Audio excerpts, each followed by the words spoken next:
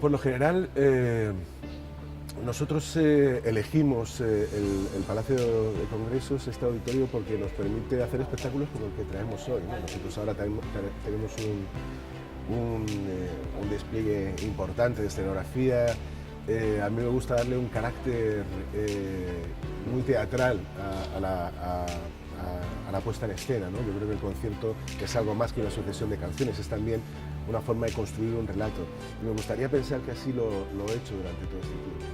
Y me gustaría pensar que por eso el público aquí en Valencia ha correspondido también siendo fiel a las convocatorias que hemos hecho, sobre todo también en este auditorio.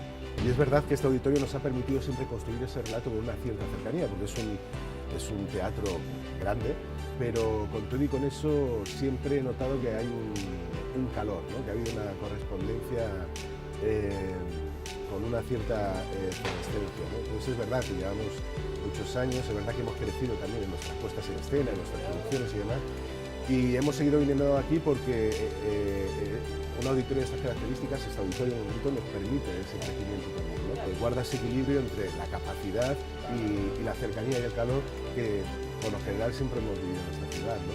Así que estamos siempre muy agradecidos y por eso regresamos.